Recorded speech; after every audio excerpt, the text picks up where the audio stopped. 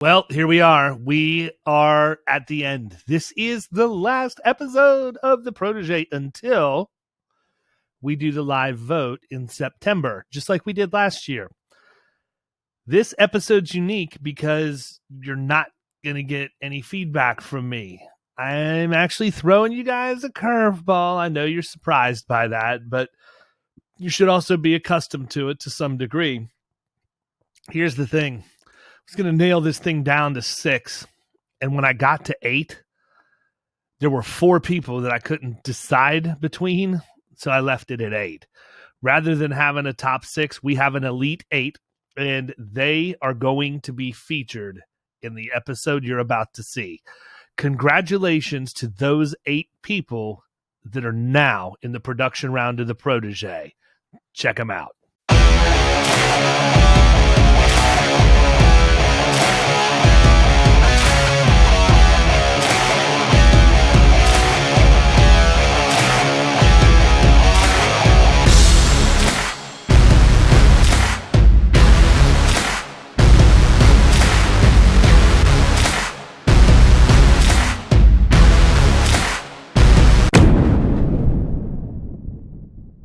So here's the deal. This one is short, it's sweet, and it is important for real world as well as Protege. You've done everything I've asked you to do to this point, but the one thing you're going to have to do to be able to produce is have a plan on how you're going to do it. So I'm not asking you to put together a full-blown business plan, but I need you to do your projections of what you want to earn and how much business you have to write. And then I want you to go and define what your daily behaviors need to be in order for you to hit those numbers. This is something that we teach in Killing Commercial. It's something I have my producers do. Start with the end in mind, work backwards, and I want you to come up with a checklist of what you need to do every single day in order to hit your revenue numbers.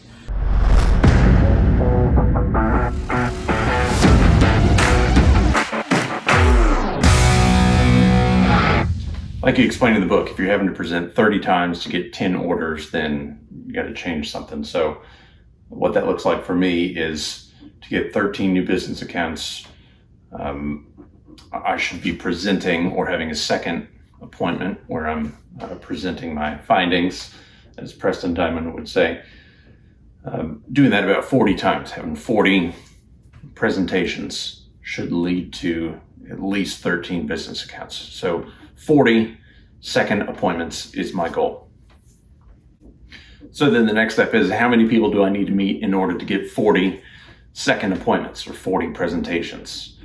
Well, I would guess that the hit ratio there, or the close ratio, or whatever that ratio is called, would be about 50%. So I'm looking at 80 first appointments, first presentations with new business prospects.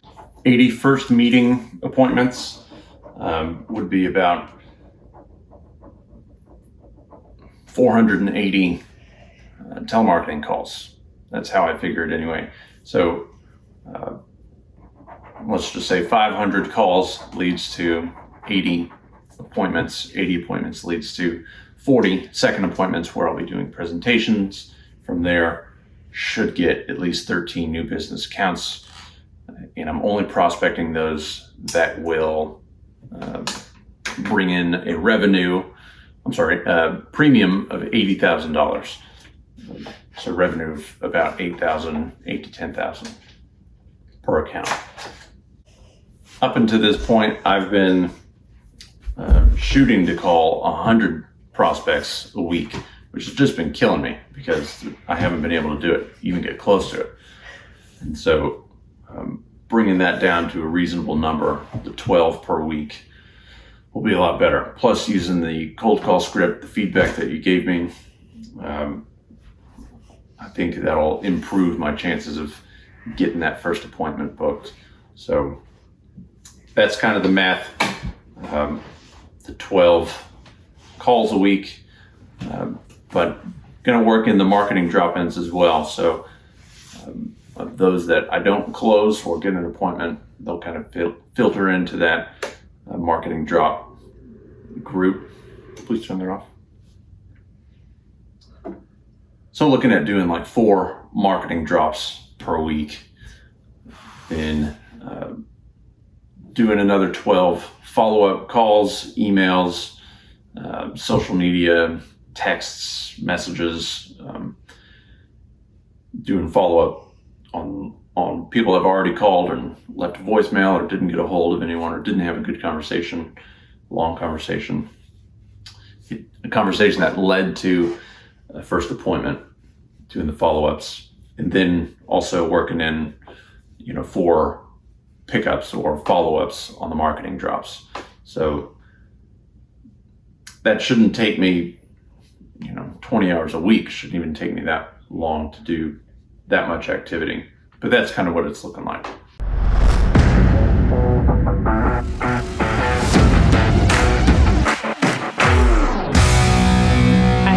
Have blocked on my calendar to where I have a time in the morning and I have a time in the afternoon, because typically I would make my cold calls in the afternoon, but really I'm also going to start adding in the morning and throw out the door that I'm not a morning person. That's just going to go because my clients might be, and I might be missing out on folks that are morning people and that actually work best in the morning. So I have blocked on my calendar doing the conversations in the morning and in the afternoon. And then I talked with another producer, and one of the things that he said is get out of your head. Just make the calls and see what happens. And so I am going to make the calls. I'm going to put the information in HubSpot. I have the follow-ups already set up, and then I'm going to make the follow-ups and just get out of my head in that respect and expect the best. Expect that it's going to turn out well. Expect that I'm going to be able to help people. Expect that it's going to be wonderful. You just don't know until you call. And so that's what I'm going to do, is I'm going to expect that. And I've always wanted to write $1 million in new business for the agency. That's been a goal of mine. They have just been and continue to be incredible, and I'm so grateful for their support through the Protege. So $1 million is what I want to write for them, and that would mean about $120,000 in agency revenue. That would get me closer to my goal as well, and I know that we can do it, and I'm excited for it. And so I have set it up that of course, if you break it down between new ventures and fleets, of course, fleets are going to have a much higher premium as well. But I still have been helping new ventures. So I've also made it to where I can kind of follow along, and I'll show you what this looks like. So if you look here, I've got my cold calls that I'm going to do, and then I've got also how many meetings are going to happen from that, the proposals that I've been doing. And I really also want to start to look at how much time I'm spending between the two and what's coming from that as well. And then my clients always appreciate those thank you cards, and I think that they're really important. So that's definitely part of it. And then also just asking for the referrals. But I know that you need to put it on paper. When you put it on paper, there's an accountability to it. And in fact, if you go back here, you'll see that one of the things that I talked about is having accountability. And so I have a person set up that we are going to chat how many cold calls I'm doing, what I'm doing, what I need to pivot, how I need to change, because I know that it's not anything set in stone. And so I'm grateful for that, because you can always change it and you can always make it what it needs to be. And then, of course, I am going to also just keep track of what's going well. I think that's important too. And then we're going to continue to fill the funnel, but that social media engagement, one of the things that I have to say that I am grateful for through Protege is I really was not very active on social media up to this point, and I have met some incredible people through social media and have gotten amazing content, information, and I'm so grateful for the involvement now that I have, and I want to also see Abby Answers become a reality. And so I have a notebook where I am going to be writing down the questions that are asked so that I can just jump on the video and talk about those answers and start posting. So I am going to make sure that I have a post at least twice a month, if not more, depending on, but just getting more involved in that and having that as a resource for my truckers. So these are the things I've got going on, and I'm excited to be putting them into practice for the production round and seeing it come together, and it's just going to be wow.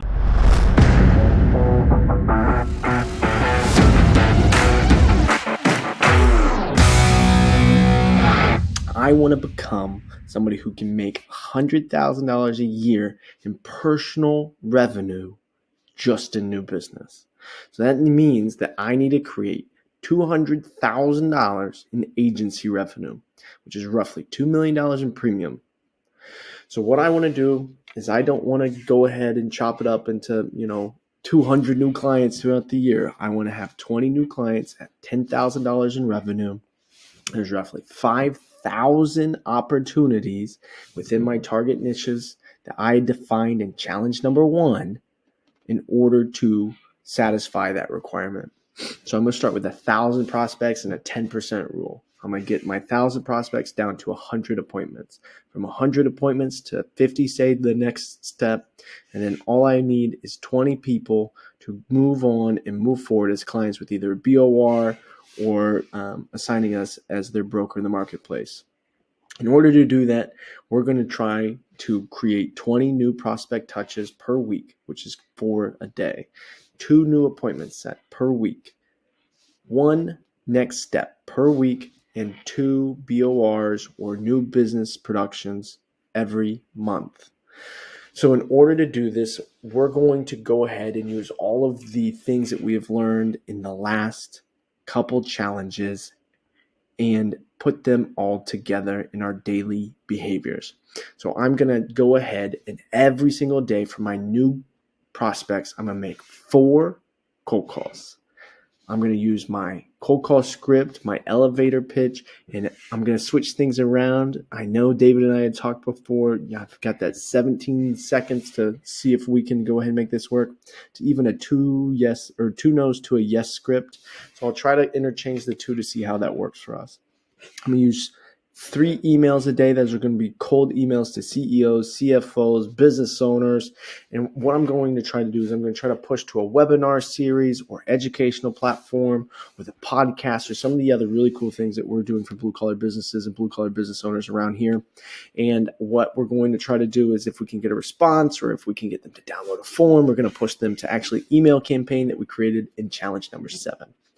I'm going to make 2 LinkedIn connections every single day to somebody who is a decision maker in my target niches. And I'm going to connect. I'm going to send a video. David talks about it all the time, to go ahead and take 2 seconds to send a personalized video to these people. Let them know that I am a real person. I'm not sending you a catered message to anybody and everybody, but I am looking directly for you because I'm here to learn more about you. I want you to learn more about our process and some of the things that we're doing. And I want to go ahead and every single day I want to make at least 1 podcast request. I want to grow my network. I want to build credibility within my target niches. I think that the podcast, not only for me, is a really good way to show my value, but it's something that we've already had a lot of success with and something we've already started to really grow. So with these daily behaviors, not only am I just looking for new business, but I'm looking to follow up on a lot of really cool things. I want to every day take that extra 2 minutes and follow up on the 4 phone calls I made the day before. Unfortunately, with cold calls, and fortunately with cold calls, you don't always get the person on the other end of the phone, right? So I want to go ahead and I want to follow up with a quick card, a business card of mine, and something that stands out, something maybe a little personal to them, something I find on their LinkedIn, and say, hey, I appreciate the opportunity to talk to you on the phone. Maybe, we can take this to the next step. I want to go ahead and try to create 3 videos every single day or post 3 videos. I have so many podcasts that I can chop up and put out there, as well as quick educational videos I can put on a YouTube page or even things that are direct to market.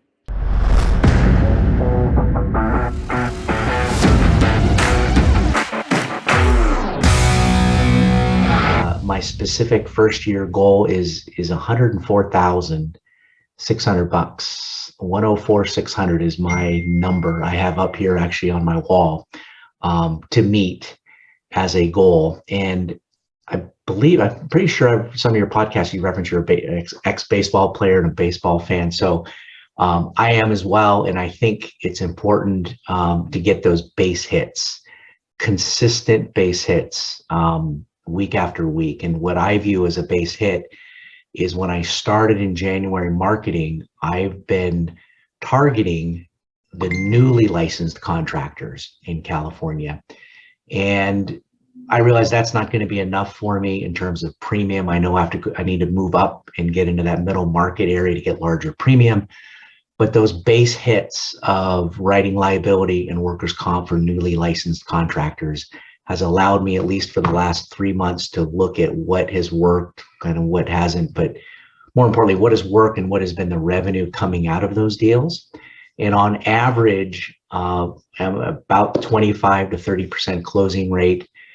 And the average premium for liability has been about $750 to $1,000 per deal.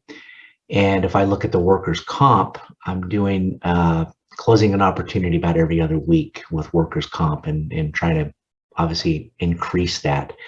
But between liability and workers' comp, the numbers there you could see 39,000 is forecasted. I'm on a run rate for that for liability and about 15,600 for workers' comp. Those are the base hit numbers. Need to hit some home runs, need to move up to that middle market. And for me, what I'm putting as a goal is to hit a minimum of 5 home runs this year. And I identify a home run as at least 10K in earned premium. So if I am consistent with my base hits, I hit my home runs, I will meet my goal of 104,600 for the year. Moving forward in terms of specific activities and behaviors, I thought it'd be good to just share with you my calendar. This is a goal. I know, David, things come up and we're not always specifically on task. I mean, that's the goal, of course, to be on task. But every day I have blocked out periods of time in half-hour increments of what I should be doing if I'm going to meet these goals. It starts in the morning with looking at my Facebook groups and approving, disapproving members. Every day I'm finding opportunities in these Facebook groups I've created to build relationships with new contractors. You could see every day is pretty consistent in terms of what I'm doing every day, including carving out times between 10 and 11 to make prospecting new calls, and that has resulted in some new business as well. And again, just kind of sharing, you could take a look at how I'm outlining my week. And one thing I'll point out here is on Friday, I'm carving out, I actually started this last month, every Friday afternoon, I'm going out and doing the marketing drops, and specifically to those mid-level market contractors that I've identified within a 60-mile radius of those larger mid-market opportunities where I can go and drop in, bring some cookies, bring some marketing material, start building those relationships. And a few of those have paid off where I'm getting renewal dates for opportunities to consult, and that's paid off as well. So here's my daily activities and the behaviors I'm going to be focused on.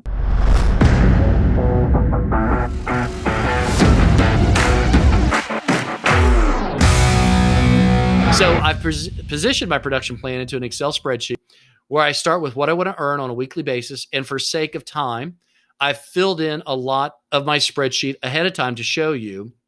And notice down here, I worked backwards to get at my weekly revenue number. I looked at what the average revenue would be for what I'd like to close. And then from one sale, how many quotes did it take for me to close one sale? And you can see my ratio is 33%. So 1 out of 3 quotes I was closing. But how many meetings did it take to get the quotes? So I took 6 meetings to get 3 quotes, which was a 50% conversion. Working back again, how many calls did it take to get 6 meetings? Well, I had a 25% conversion ratio there. And then ultimately, sometimes you don't get calls unless you've first kind of warmed them up with your emails. And my conversion ratio looked like about 15% of my emails converted to calls. And as you can see, that all worked back to the $12,500 revenue for the week. And then what was I doing on a daily basis? Well, the emails start off on Monday mornings. I can then pepper sub through the week when I have time. The calls, all done on Tuesdays and Wednesdays. So that gave me 12 calls each day that I had to make religiously if I wanted to hit this revenue goal. Meetings were also scattered throughout Mondays, Thursdays, and Fridays. And quotes are similar to meetings because meetings turn into quotes. And so they're on the same days as well. And then it gets us to the finish line of one sale. Now you might be saying, Brian, $12,500 in revenue a week, that's nothing. You really need to be stepping up with the big boys. All right. So I programmed it in for $25,000. So all of these numbers should double, right? 320 emails, 48 calls, 12 meetings, 6 quotes just to get 2 sales. $50,000. Let's aim high. One of these days, I'll be doing $50,000 in revenue a week for $200,000 a month. But specifically, I created a spreadsheet because I needed something to keep pushing me forward, something I could always look at, something I could always say, I can do better than this. Where am I losing business? Where am I earning business? And as you can see right here, where I'm unsuccessful, which is sad, right? So for all these areas that I've lost business, right? I want to go back and concentrate in and see what was it that I did wrong, right? Okay. It's meetings. 67% of the time I'm losing business on meetings. That should not be happening. I've got to change my behavior because 1/3 of the time it's in the quote. What am I doing wrong in the quotes? These are real dollar numbers that I'm losing here. 44,000 in revenue or 3 tickets as opposed to only winning 2 with 27,500 revenue. So let's take our next person I've added to the spreadsheet, Vandelay Industries. And the revenue projection for that, because they kind of know me, they might kind of like me, is $100,000, right? So we start them on May 2nd on Monday. And the potential win, because they know me, I'm going to give a prospective close ratio of 80%. I know it's aggressive, but I win the business. And you can see all these things are changing in real time when I'm entering them in. I've got 3 prospects still available that I haven't won or lost. And I'll show you that over here in my ecosystem. 3 left. So I'm shooting hard for Vandelay. And guess what, guys? I won the business.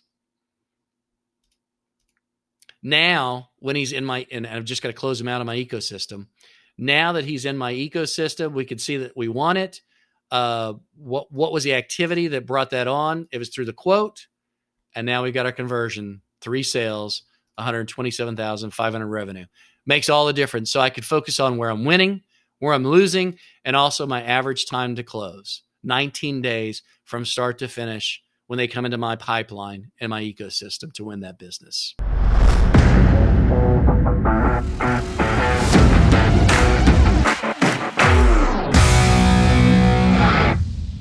In order to reach my desired income, I'll need to close 14 new clients per year with an annual revenue of $20,000 each. Therefore, I'll need 4 suspects per week. If 25% of those suspects become prospects and 60% of those 47 agree to a meeting, that will lead to 28 meetings. If 70% of those meetings go to a decision, I'll have 20 final presentations. My average close ratio is 70%. Therefore, that will lead to 14 new clients per year. The behaviors needed to obtain my desired income are sending a personalized message and invitation to connect to my ideal clients through LinkedIn. I'll need 15 to 20 mutual introductions and or cold call marketing drops per week to get at least 4. The phone calls and emails that are done daily and weekly will be predicated on where they are in my lead nurturing campaign from Challenge 7. I'll do 2 to 4 blogs per month, which I will share on social media. Most of my ideal clients are not heavily engaged on social media, so I'll focus the majority of my efforts on introductions and cold call marketing drops initially, which has been how I've acquired over 90% of my ideal B2B clients in my career. However, I still want to continue building the information and resources on my website and share them on social media. I will exhibit in trade shows when there's one in the state that I'm licensed in. I'll attend industry events monthly for each of my verticals. And finally, I'll host webinars. Initially, I'm going to do this quarterly to keep it manageable and ensure great content. Some of the topics from my webinars are OSHA and compliance issues, fleet safety and management, reducing workplace injuries, and work comp, which are part of my unique differentiators from Challenge 5.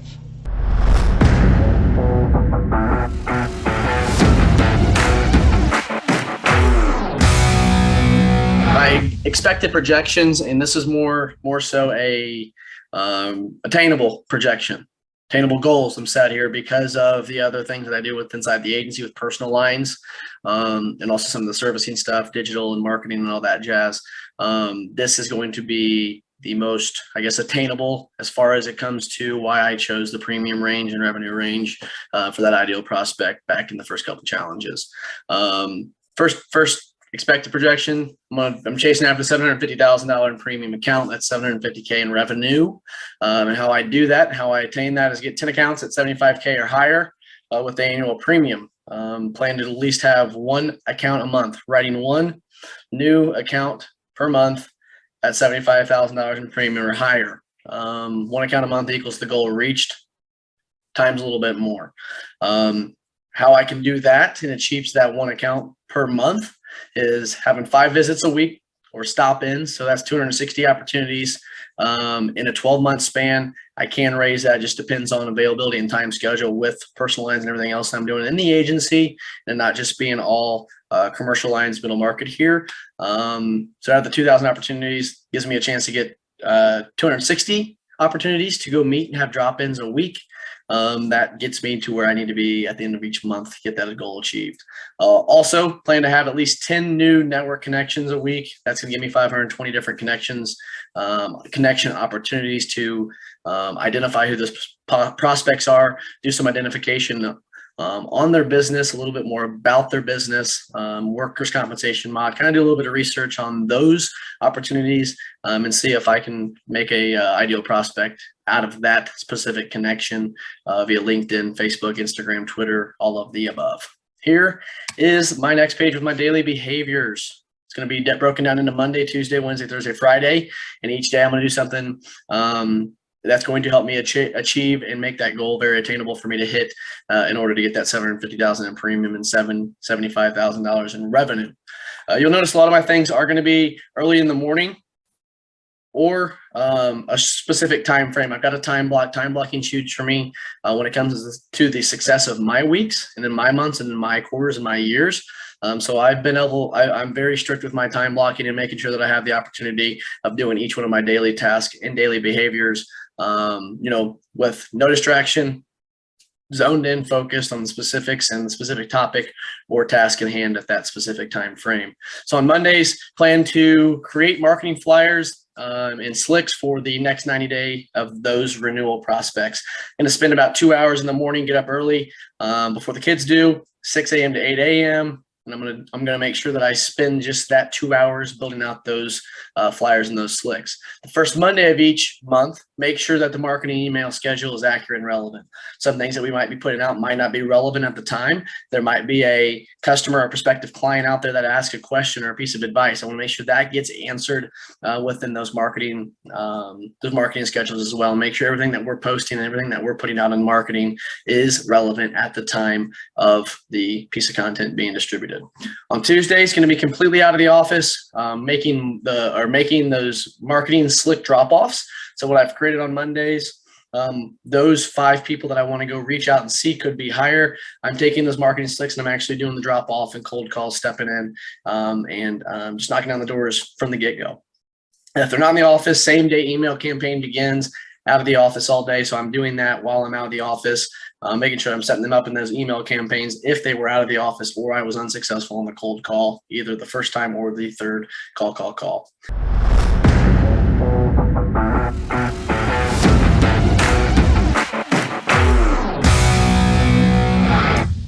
This page right here are my goals over the next 4 years on what I want to achieve financially, and then what I think it's going to take to get there.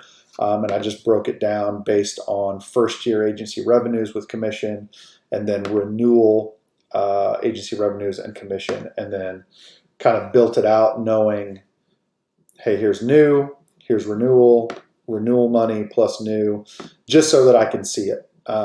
And know where I want to get to again in 4 years. Up here is the activities those goals are based on, what type of, or the number of accounts that I need to try to get to.